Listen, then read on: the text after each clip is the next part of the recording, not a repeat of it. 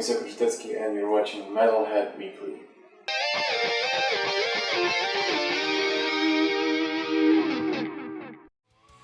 I think it all started from games actually. I was a really big gamer when I was a kid. I played a bit too much. But the good thing was I really liked listening to music from the games, even like the 8-bit thing. And I used to record it on tape and just listen to it later. And after that, my cousin showed me some Iron Maiden stuff, and I pretty much got into heavier music and guitar-driven music. And when I heard that, and that was around when I was like 10 or something.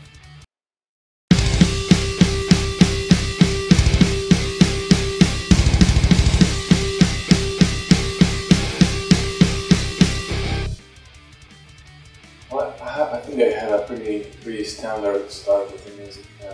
As I said before, like Iron Maiden and Metallica and things like that. But the band that I really fell in love with was Dream Theater. When I was 12, I discovered the band and pretty much stuck with me till this day, more or less.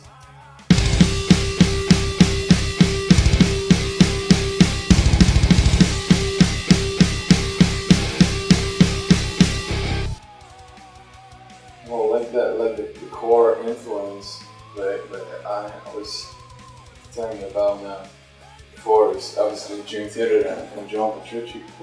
But yeah, they are changing pretty often.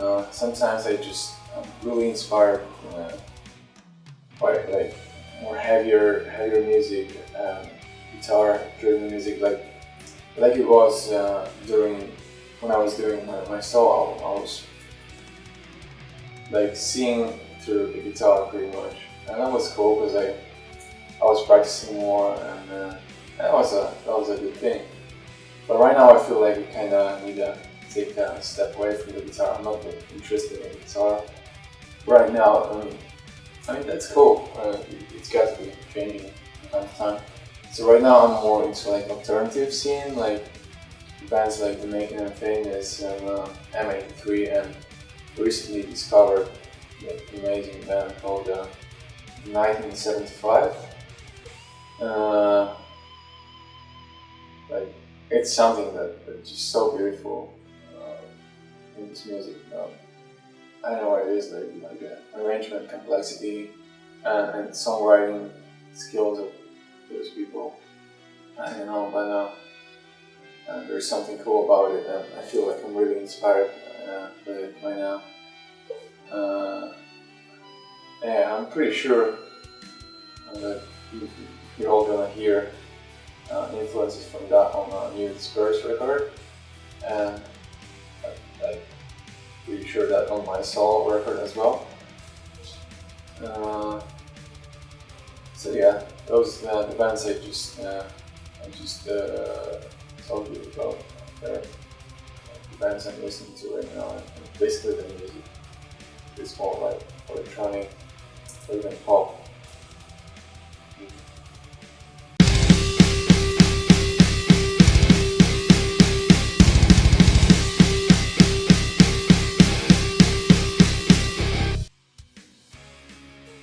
To be honest, I don't really know like many scales and chords. Yeah, I know like a few basic chord names and chords, and basic scales I know is like obviously the pentatonic scale and natural, I guess, something. But it's more like I try to use my ears more, and of course like when I improvise, like for example pentatonic scale is like a starting point. It's the scale that I can always go back to when I don't really know what to play in a particular key. So like pentatonic scale is the scale that I see the key through. It makes sense.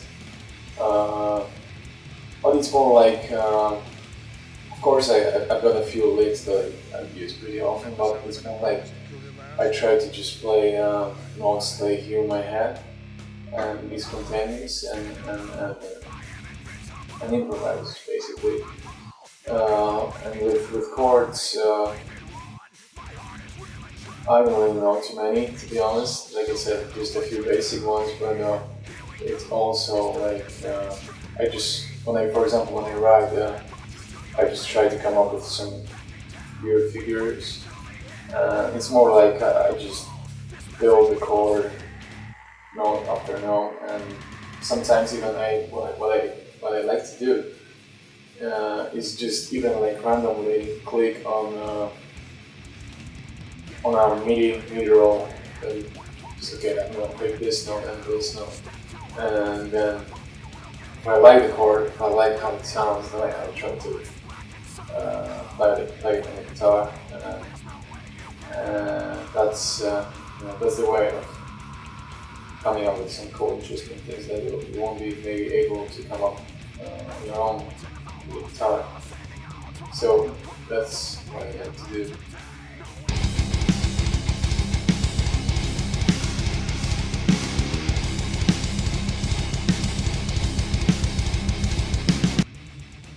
Well, even though I was really like into heavy music when I was working on that album, like my favorite moments are probably gonna be the most epic metal ones. Like for some reason, the song I really like the most, I think it's Yellow, is I really enjoyed the whole process of creating that song. It took me like a few months, I think, but maybe not that, maybe 1 month or something, a bit more. But I had like some kind of plan for that song, and I kind of stick to that. And there were some like surprises that something just turned out really different. We just actually like when I was writing with the plan, and I stick to the plan, and it turned out well. I really like that song, like, the emotional vibe, and Savia. Savia's ending is really cool. I like that. Well,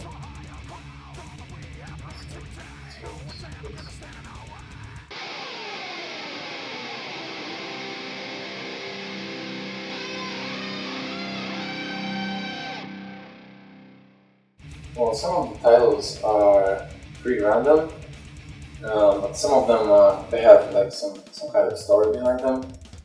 But like the song Yes is just pretty random name, to be honest. It's just something that I felt when I was listening to that song. Like for me, the Yes word is a really positive word.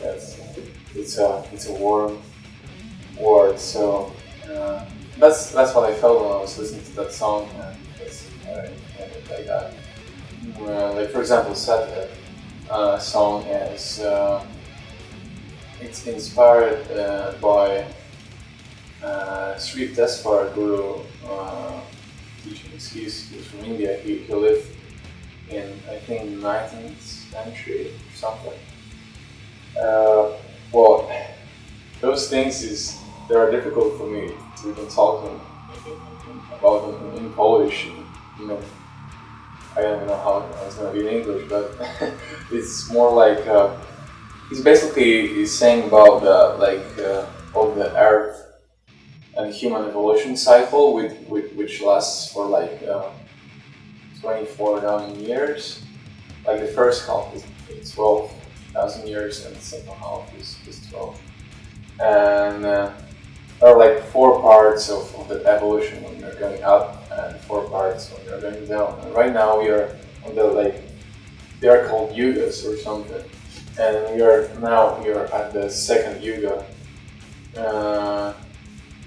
You're going up, let's say, so you're heading towards the evolution and heading towards the image of God, pretty much, or something like that. That's actually what he says, and it's pretty cool to like read those things, and they're really inspiring. They're really positive because they say that it's all going in a good direction, and that's what the song is about. It's just about like dealing with all the sadness and bad things that are happening to us, and but knowing that it's all, anyways, it's all going in a good direction.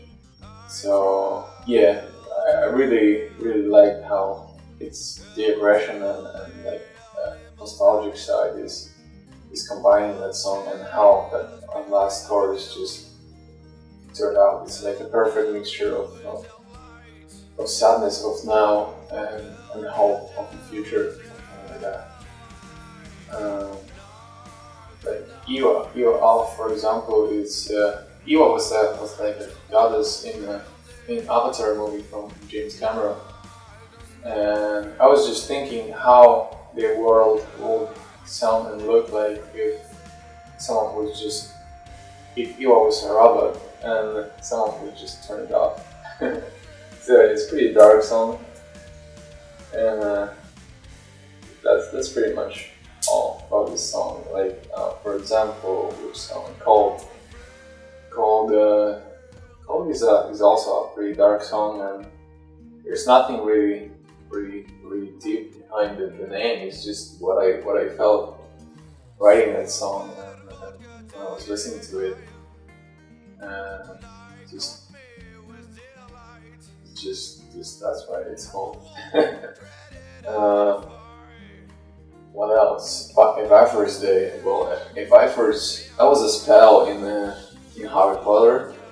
Yeah, that was a spell that was like turning things into birds, basically. So I was just thinking, like, what if we would have like one day in, let's say, in a year where we could use that spell on each other so we could become birds.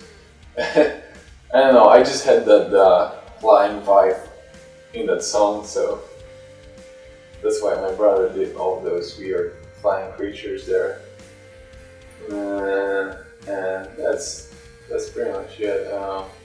Well, the seas only gets our heart close is, as the title says, it's inspired by Primo Levico and Into the Wild movie.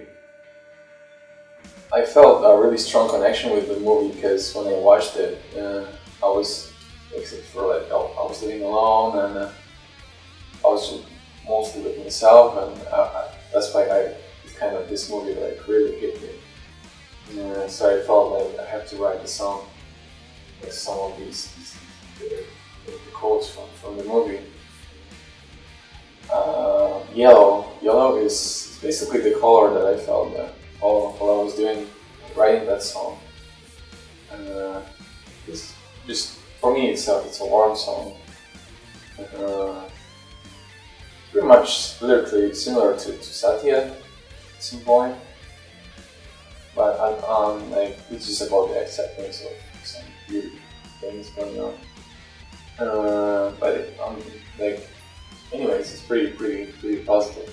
But Imagine, that's a pure evil track. I'm sure that most of the people who are watching this, they're familiar with Dragon Ball Z in that case, and I really like that Imagine Vegeta character when he was really fighting with his inner demons. That's what I felt like from the song. Like, it's so aggressive and so heavy, and I felt like this title is gonna be, it's gonna fit the track. No Theory is another like pretty dark track. Run, I think this one is pretty random, to be honest. Felt Logic track, and the name is pretty much about song structure. I was really struggling with structuring that song, and I decided to leave it like that, and it didn't really make any sense structurally, so that's eventually named Felt Logic, because there is no logic in structure in that song. Um, Turn of Fucking Water was inspired by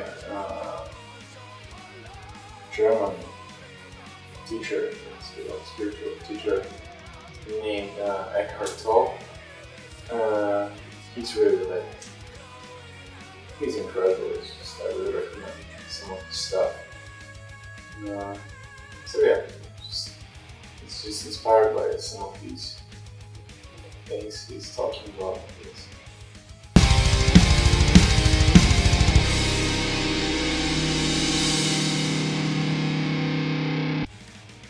Working on my solo album was a pretty awesome experience.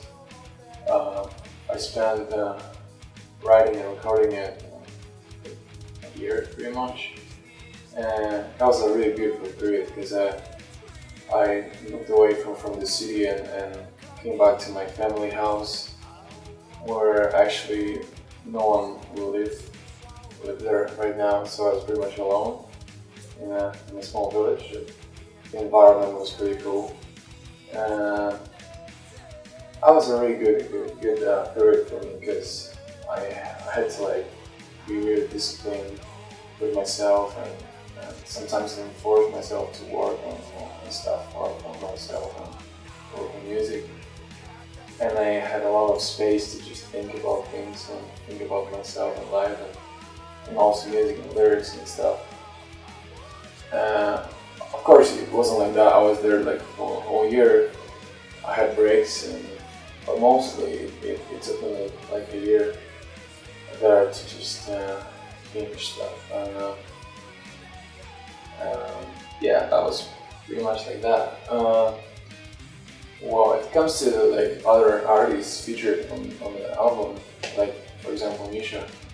That was a fun thing because I was just chatting with him on Facebook while they were releasing Juggernaut Alpha, because it was like a week before premiere, so Juggernaut Alpha was already on YouTube and Omega wasn't still there. And I was just telling him that it's pretty awesome, and he was like, thanks or whatever, and we were just having a little chat and then I just randomly asked him this. I didn't even plan it. It just happened spontaneously.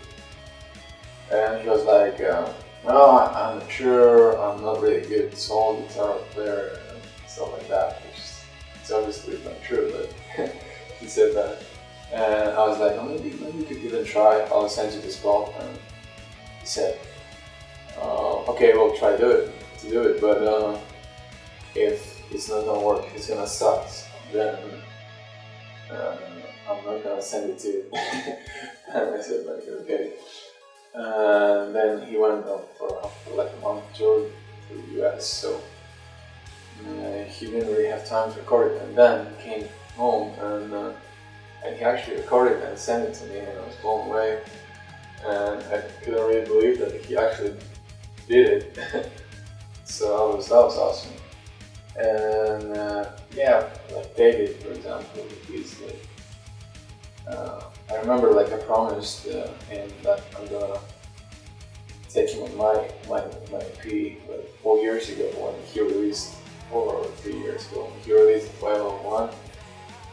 And it didn't happen until this day, but I knew like if I ever gonna have a solo album, it's gonna be there because it's just an exchange thing, I guess, and besides he's a great guitar player and writer, so I had to do it. And playing was actually a pretty spontaneous thing as well. We had a common friend, and he just suggested me when I got to his place that I actually should get playing. And it's a funny thing because I was thinking about it like 30 minutes before he told me that, so I thought that must be some kind of a sign or something. So I asked Plenty and he did also a great job. Well, if it comes to singers, obviously Rafa from the Cabe, he's incredible. His voice is freaking awesome and so powerful. So I was planning to take him for some time before. it turned out great. Yeah, I love it. And with Piotr from Problem C, I actually told him about the guest spot on my album like 4 years ago, I think, on the first Euroblast. It was like 4 years ago or something. But obviously nothing happened since then. Nothing happened right now. So I just wrote him like a few months before the session. If he's still interested in doing that, of course, he came to my city and recorded. And I really love it. He did such an awesome job. So yeah, that's pretty much how all the features.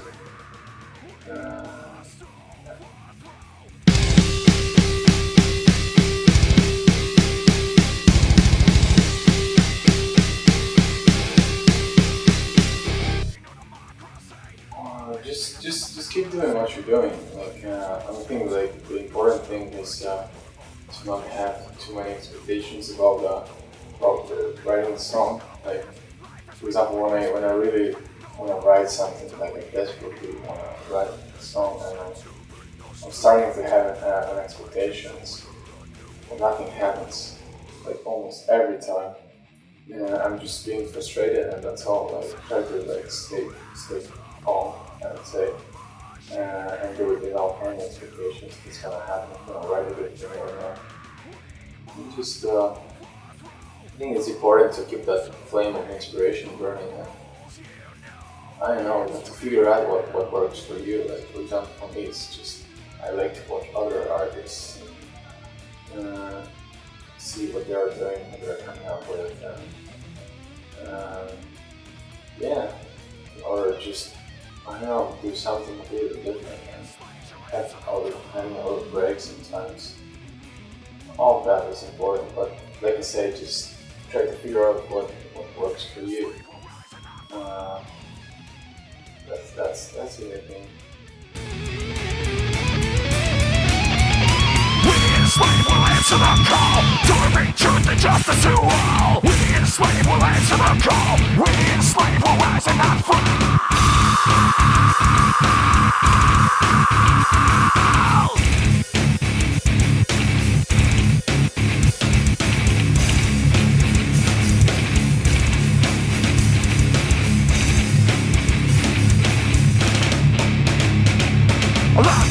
By tyranny, soon there'll be no democracy.